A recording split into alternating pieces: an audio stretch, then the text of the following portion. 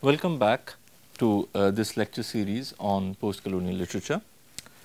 As you know, we have been discussing the rise of the middle class nationalist discourse in India over the past few lectures. And as we have seen, this middle class discourse of nationalism and of decolonization was underpinned by certain particular patterns, thought patterns, and we have traced the development of these thought patterns throughout the 19th century, starting from the works of Henry Vivian Desrosiers to the works of Bankim Chandra Chattopadhyay. Now, in our previous lecture, we have focused on two significant characteristics of this discourse. If you remember, the first one was the cyclical pattern of a golden past, a degenerate present, and a promise of future recovery, a future reverting back to that golden past. And this cyclical pattern was coupled with a second pattern, which was a deep regard for the knowledge and cultural and civilizational values of the colonizer, which were used in fact as a template to script the path towards decolonization and the recovery of the golden past. And this is of course familiar to you from our previous discussion. In today's lecture, we are going to see how by the second decade of the 20th century, this nationalist discourse and its underlying patterns and assumptions was starting to get transformed. And the main figure behind this transformation was, of course, M.K. Gandhi. And in this lecture today, we will explore Gandhi's impact on the underlying thought patterns of the middle class nationalist discourse.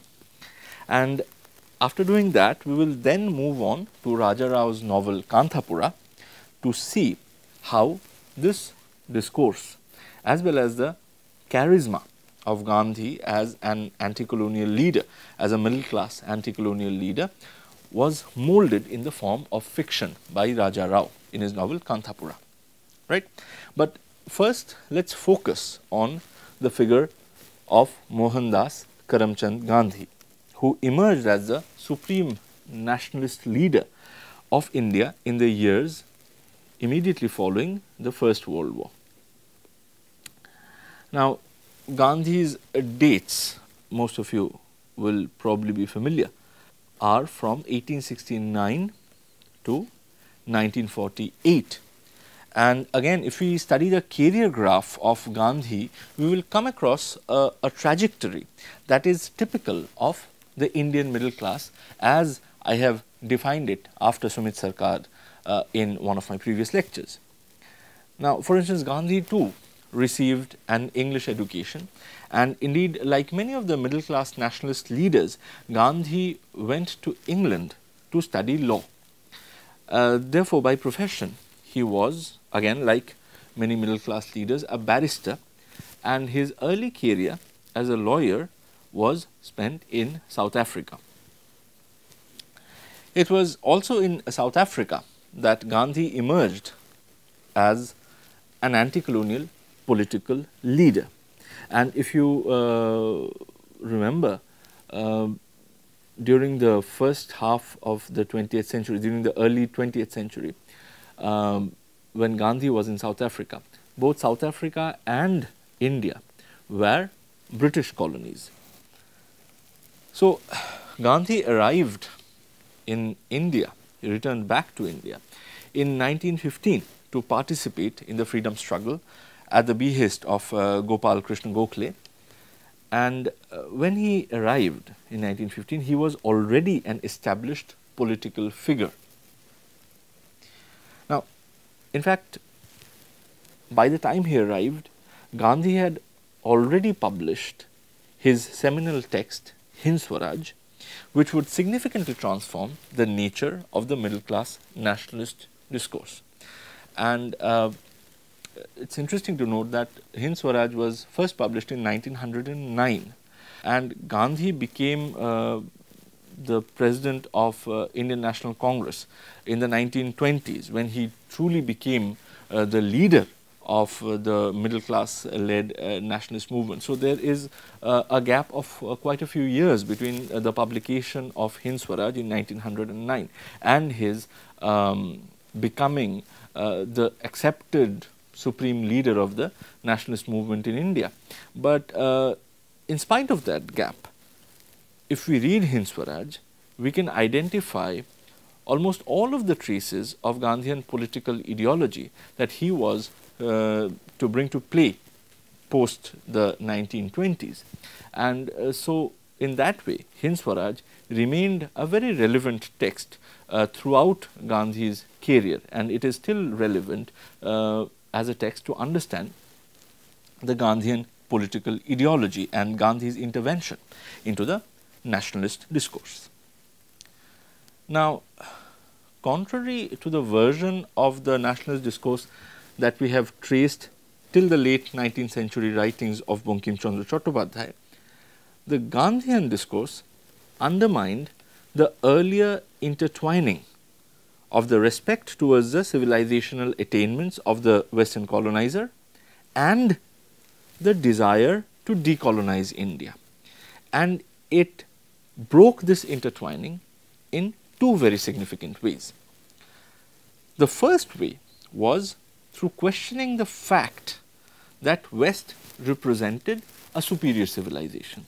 So, for instance, there is this famous incident in which Gandhi was apparently asked, what are your views on Western civilization, and he said that Western civilization would be a good idea, which means that according to Gandhi, Western civilization did not even exist till the point when he was speaking. So, the first major way in which Gandhi disrupted the earlier intertwining of a respect for the colonizer civilization and Indian nationalism was by attacking the very idea of Western civilization. But there was also a second way in which he was critiquing the earlier nationalist discourse, and that was by making nationalism a more mass-based thing. And we will talk about these 2 points separately in today's lecture. So,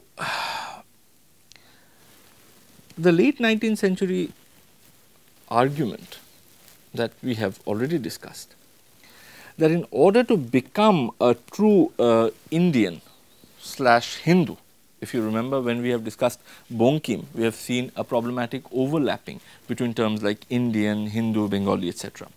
So, according to this late 19th century argument, in order to become a true Indian / Hindu, it was imperative to learn from the European colonizers and become more like them. And this desire to fashion oneself after the European colonizer was, I would say, rather ambiguously associated with a desire to decolonize oneself, and this ambiguity is best established in the attitude towards the colonial authority that people like Bankim Chandra Chattopadhyay showed.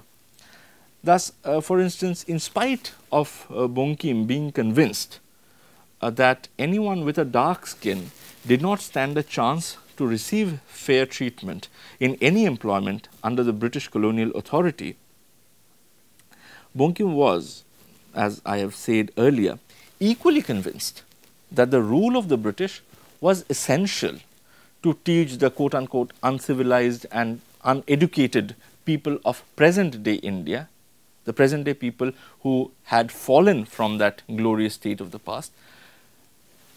It was imperative for them to learn from the Europeans elements of civilization that they had once possessed, but they have now lost. So, we are already familiar with this pattern, that the British with their civilizational virtues were actually seen as good teachers who will teach the Indians the very same civilizational values which they had once possessed during the golden age, but which they have now lost and fallen into a state of degeneration.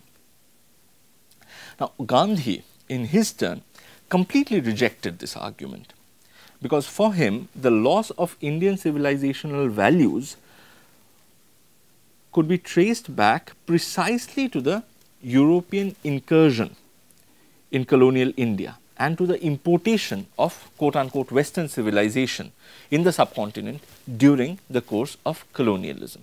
So, what unlike Bonkim, say for instance, what Gandhi was arguing was that Western civilization, rather than being a cure, was itself the problem, because the fall of the Indian civilization, according to Gandhi, can be traced back precisely to the moment of colonial subjugation, European colonial subjugation of India. So, it is important to note here, however, that for Gandhi, not every European was tainted by the Western civilization that he was speaking against. In fact, in his Hind Swaraj, Gandhi specifies that he derives a significant part of his critique of quote unquote Western civilization from the works of such Westerners like Tolstoy, for instance, or Ruskin, Thoreau and Emerson. These were all really profoundly influential figures as far as Gandhi was concerned. But Gandhi's text also makes it evident that these intellectuals represent a minority that stands beyond the pale of the Western civilization, which Gandhi considered to be really a satanic civilization. A satanic civilization which had otherwise, to quote Gandhi, taken such a hold on the people in Europe that those who are in it, those who are in Europe, appear to be half mad. And here it is interesting, if you compare this with say Conrad's Heart of Darkness and Marlowe's perspective, Marlowe seeing the Africans from his boat and considering them to be madmen. Here in Hind Swaraj, we have Gandhi comparing the entire European population under the thrall of Western civilization as half mad people. Now, hence, whereas for Bankim Chandra Chattopadhyay, it was important to learn from the colonizers, for Gandhi, it was important for India to unlearn what she has learned for the many years that she had been colonized by the Europeans. According to Gandhi, Western civilization was essentially different from Indian civilization, and here it is an important, a very crucial point. For Bankim, it was possible to learn elements of the Indian civilization from the European colonizers, because if you remember our discussion of Anandamot, Bankim is speaking about how to revert back, how to recover the Sanatan Dharma, right, which is typically an Indian/Hindu thing. But he is also saying that in order to recover it, we should learn from the European colonizers, which means that there are certain elements of that Sanatan Dharma which it is possible to learn from the European colonizers. What Gandhi is saying here is that Western civilization and Indian civilization are essentially, in essence, two very different things, and therefore, it is wrong to assume that you can learn one aspect or more than one aspect of one civilization by following another civilization, right. So, you cannot learn anything about Indian civilization by following Western civilization, because they were fundamentally incompatible with each other. Thus, in his Hind Swaraj, Gandhi argues, and here again I quote Gandhi's own words, the tendency of Indian civilization is to elevate the moral being. That of the Western civilization is to propagate immorality. the latter, which means the Western civilization, is godless. The former, which means the Indian civilization, is based on a belief in God. Gandhi further states that the essence of this deeply moral and theistic Indian civilization had been perfected by the ancestors of the modern day Indians and, as he said, found true on the anvil of experience. Therefore, for India, there was nothing to learn from anybody else. Thus, according to Gandhi, any attempt to emulate Western civilization was, for an Indian, tantamount to becoming detached from his or her ancestral heritage and deviating from his or her true identity, what Gandhi considered to be his or her true identity. And in here we arrive, therefore, at a fundamental critique of the desire to emulate the colonizers' civilization, which we had detected in the nationalist discourse of the 19th century. For Gandhi, such an emulation is not a necessary step towards recovering the lost glory of the past. In fact, on the contrary, it is regarded by him as a deviation from this path to recovery. Indeed, for Gandhi, attempting to imitate the Westerners was equivalent to, and he uses this metaphor quite often, it was equivalent to contracting a disease. And he uses the disease metaphor quite often in Hind Swaraj, for instance. Contracting a disease. What kind of disease? The disease of the satanic Western civilization. Now, Gandhi, however, argues that the spread of this disease of Western civilization in the Indian subcontinent was not complete.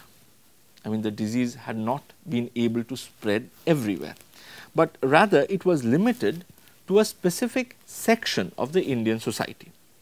And which was this section? According to Gandhi, this was the section of people who had, out of their own moral frailty or own moral shortcoming, became enamored with Western civilization and who now sought to get rid of the English so that they could rule over India just like the English.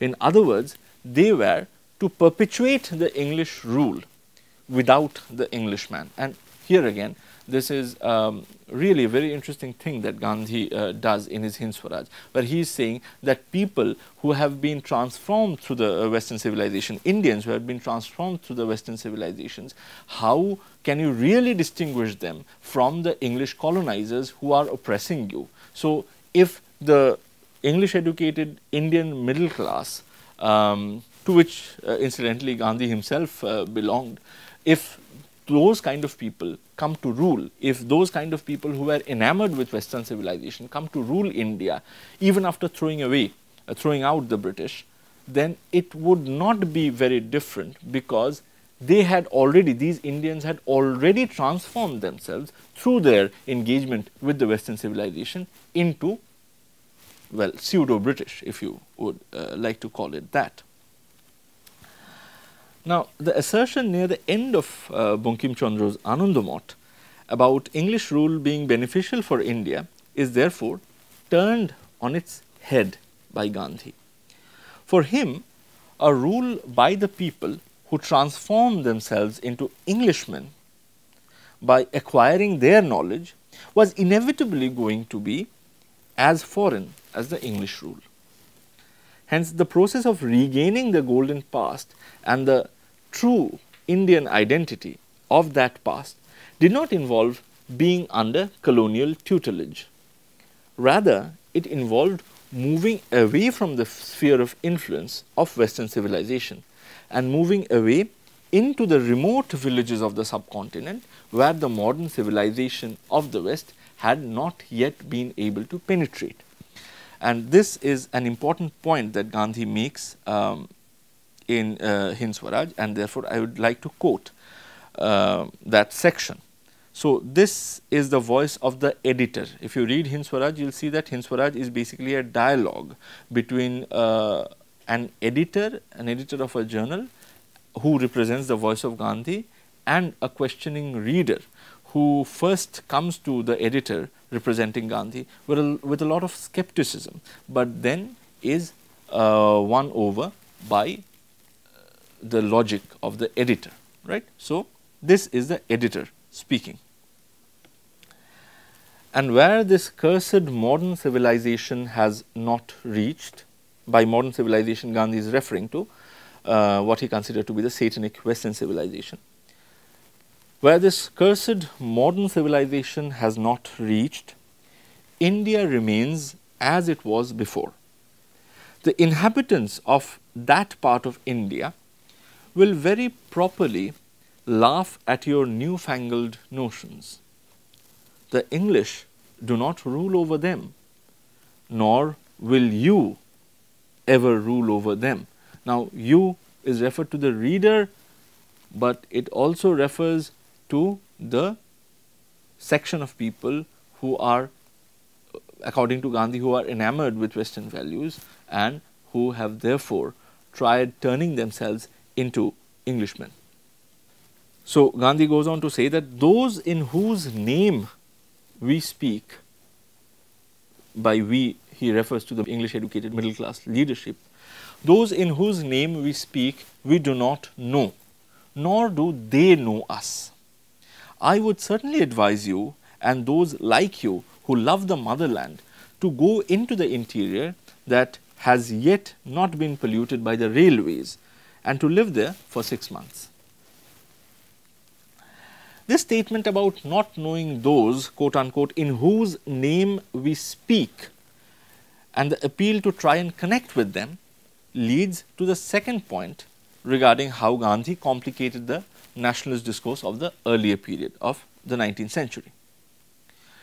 Indian middle class nationalism as it developed during the 19th century was in essence largely elitist, and as noted earlier, for someone like Bankim Chandra Chattopadhyay for instance, becoming a true Hindu / Indian and to regain the glory of the past was to move away from the state of ignorance in which the ordinary Indian has fallen at present. So, when I say elitist, I mean I do not want you to get me wrong here. 19th century nationalist leaders had a lot of concern for the masses, but the reason for which I am saying that there was an elitist angle to this was because the very ideology was based on trying to move up from the present state of degeneration which Indian masses had apparently fallen into, and this elevation according to the 19th century nationalists would be possible through Western style education, right. So, when I say elitist, I refer to this trend of elevating yourself up from the masses, because the mass is looked upon as already degenerate, representing the degenerate state of present day India. Now, in contrast, as the Indian leader who was most successful in channelizing mass protest against colonialism, Gandhi repeatedly emphasized the need to integrally connect with the masses in whose name we speak. Thus, rather than trying to elevate oneself from the masses, Gandhi's emphasis was on consciously going down to the level of the villagers and the peasants and becoming one with them. In Gandhi's own words, the so-called upper classes have to learn to live conscientiously and religiously and deliberately the simple peasant life, knowing it to be a life-giving true happiness. So, as you can see, for Gandhi, there is no notion of elevating oneself through Western education. Rather, it is all about a process of unlearning the influence of the West and going back to the state in which most of India's village population, uncontaminated by the Western civilization, resides in. So, now that we have summed up the basic features of the Gandhian nationalist discourse and how its thoughts about decolonization differed from those present in the nationalist discourse of the 19th century, let us move on to the novel Kanthapura and see how it makes use of this Gandhian discourse. Now, Kanthapura was published in 1938 and was the first novel of the Indian author Raja Rao. Raja Rao's dates are 1908 to 2006. So, he led a marvelously long life, and he was born in the princely state of Mysore and spent his early life in Hyderabad. But later on he moved to France to pursue higher studies, and it was here in France that Rao wrote his English novel Kanthapura. Now, this novel by Rao can actually be considered as belonging to that cluster of new Indian English fiction that was coming up in the 1930s, and indeed Rao was one of the three fiction writers who completely changed the course of Indian English novel post 1930s. The other two writers belonging to this group of three are of course Mulk Raj Anand and R.K. Narayan. But coming back to the novel Kanthapura, though it was written in France, it does not contain any trace of Rao's life and experience in that country, and in fact Raja Rao was going to write about that, his experience in France, extensively later on in his novels like The Rope and the Serpent, for instance, or Chess Master and His Moves. But in Kanthapura we do not find anything like that. Rather, here we see Rao engaged with the transformative effect that Gandhi brought about in the social and political lives of Indians during the 1920s and the 1930s. Now, on the one hand, Kanthapura is an attempt to represent in fictional form the Gandhian discourse of nationalism, which by the time Rao was writing his novel had gained a significant amount of traction in India. But on the other hand, Kanthapura was also an attempt to trace the fault lines that run through the Gandhian discourse. So, the novel is simultaneously a representation and a critique of the Gandhian discourse. But we will have to come back to this point of critique in our next lecture. In today's lecture, let us see why Kanthapura is so widely recognized as a novel about Gandhi and Gandhianism. Now, the main focus of this novel is on a character called Murthy, who journeys to the city from his native village Kanthapura. That is also the name of the novel. And he goes to the city to gain Western style university education, right. So, here again we see the career graph of a middle class emerging. But then Murthy comes back to the village, he comes back without even completing his education, and the novel is primarily about this return and the Gandhian influence that inspires Murthy to make this return. Now, as we learned during the course of the novel, Murthy, while in the city, has a grand vision in which he sees Gandhi urging him to give up his foreign clothes and his foreign university education and go back, in the words of the novel, to the dumb millions of the villages. Now, this is of course an exact echo of the sentiments of Gandhi as expressed in Hind Swaraj. And remember, this is 1938, a text published in 1938, but of course the 1909 publication Hind Swaraj is still evidently relevant here, and 1938 Kanthapura is echoing 1909 Hind Swaraj.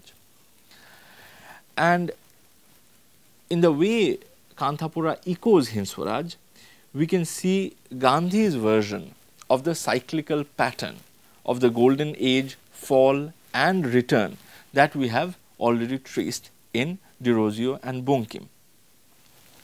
Now, in this Gandhian pattern, the golden age of civilization is not represented by a distant past, but rather it is represented by the present generation of Indians who have remained unaffected by the Western civilization. These are the people about whom Gandhi talks in the quotation that we have discussed earlier. These are the people of the villages where railways have not yet reached and have not yet connected them to the urban centers where the disease of Western civilization is rampant. Now, the fall in this Gandhian pattern is thus a journey to the city where one contracts the disease of the satanic civilization of the West. And as we see in the novel, when Murthy has his vision of Gandhi, he is already in that diseased state. He is already in the city where Western civilization or engagement with the Western civilization is rampant. The return to the golden age in the Gandhian discourse is in turn a spatial return to the village and an attempt to reconnect with the aspects of Indian civilization which had remained uncontaminated by Western values. So, the vision of Gandhi that Murthy has makes him give up his foreign education, and I use foreign within quotes because whether to consider this really foreign can also be a matter of argument. So, after having this vision of Gandhi, Murthy gives up his foreign education as well as his foreign clothes that he had obtained in the city, and he returns to his village where he tries to fulfill Gandhi's socio-political agenda by organizing the people of Kanthapura, organizing them, not only them in fact, but also the people of the nearby coffee estate called the Skeffington Coffee Estate, to wage a non-violent war against the colonial rule. Now, this effort to organize the villagers is not merely political in its intent, but also has a social and cultural aspect to it. So, Murthy, while trying to organize the villagers to fight colonialism, also makes them fight caste segregation as well as some of the segregations that are imposed by patriarchy. Thus, in the novel, we see Murthy himself getting gradually transformed into a local Gandhi who wages an incessant war not only against colonialism, but also against the social evils which Gandhi considered pernicious to the Indian society. In our next lecture, we will see how Raja Rao uses this character Murthy not only to fictionalize the real historical figure of Gandhi, but also to criticize Gandhian intervention into the social, political and cultural lives of Indians. Thank you.